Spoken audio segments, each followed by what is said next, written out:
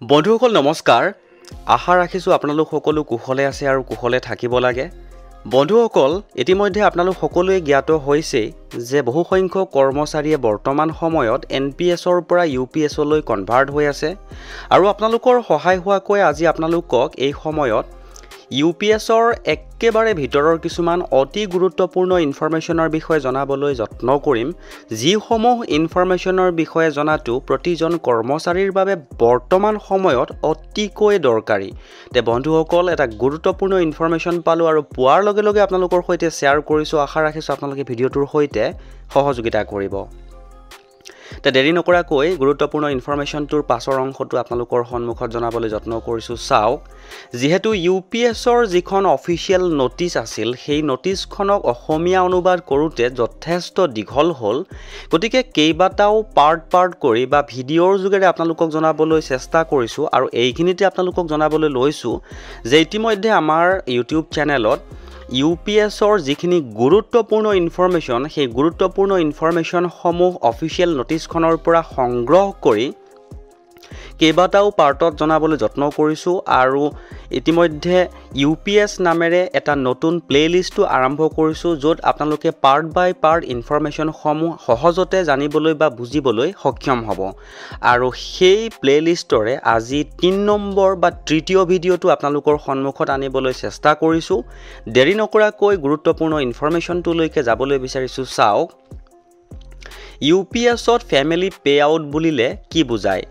ইউপিএছৰ সাবস্ক্ৰাইবাৰৰ মৃত্যুৰ পাছত যি স্পাউস সুপাৰএনুৱেশ্যনৰ দিনত বিবাহিত আছিল তেওঁ সাবস্ক্ৰাইবাৰে পোৱা এডমিসিবল পে আউটৰ বা টপ আপৰ 60% জীৱনকাললৈ পাব যাক ফ্যামিলি পে আউট বুলি বুজা যায়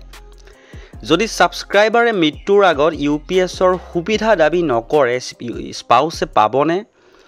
নিশ্চয় পাব স্পাউসে সাবস্ক্ৰাইবাৰৰ মৃত্যুৰ দিনলৈ বকেয়াৰ সুবিধা দাবী কৰিব পাৰে আৰু তাৰ পাছত 60% ফ্যামিলি পে আউট পাব যিসকল এনপিএছ কভাৰ্ড চৰকাৰী কৰ্মচাৰী 31/3/2025 আগতে অৱসৰ লৈছে তেওঁলোকে ইউপিএছৰ সুবিধা পাবনে যদি তেওঁলোকে বিধি 4 আৰু 19 অনুসৰি যোগ্য হয় তেন্তে তেওঁলোকক ইউপিএছৰ সুবিধা দিয়া হ'ব লামসাম পেমেন্ট মাহিলি top up pension dearness relief PPF হাৰ অনুযায়ী বকেয়া সুদ ক্লেম দাখিল কৰাৰ আগলৈ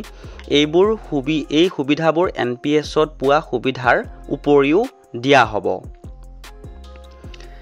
31/3/2025 আগত যিসকলে অৱসৰ লৈ এনপিএছৰ অধীনত এনুইটি পাইছে তেওঁলোকে কিদৰে টপ আপ পাব টপ আপৰ ফৰ্মুলাটো হৈছে admissible pay out plus DR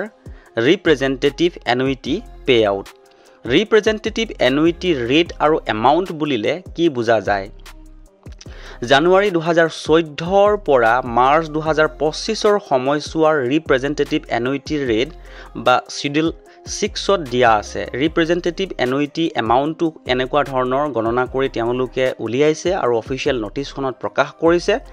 আৰু যিসকলে আমাৰ ভিডিঅ' চাই আছে তেওঁলোকৰ যদি দৰকাৰ বুলি অনুভৱ কৰে তেনেহলে এটা স্ক্ৰিনশ্বট কৰি লৈ ল'ব পাৰিব বিভিন্ন ক্ষেত্ৰত সাবস্ক্ৰাইবাৰে বা স্পাউসে কি সুবিধা পাব আৰু ক্লেইম ফৰ্ম কেনেকুৱা হ'ব জনাবলৈ যত্ন কৰিছো চাওক লামসাম এমাউন্টৰ কাৰণে ক্লেইম ফৰ্ম হ'ব সাবস্ক্ৰাইবৰ বাবে B2 সুদ সহ দিব লাগিব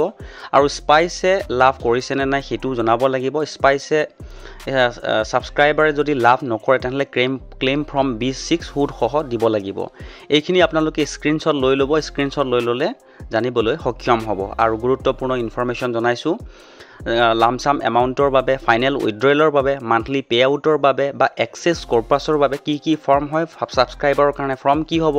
স্পাউসৰ কাৰণে ফৰ্ম কি হ'ব আপোনালোকে স্ক্ৰিনশ্বট কৰি লৈ ল'ব পাৰিব নিশ্চয় আপোনালোকৰ ভৱিষ্যতৰ দিনত কামত আহিব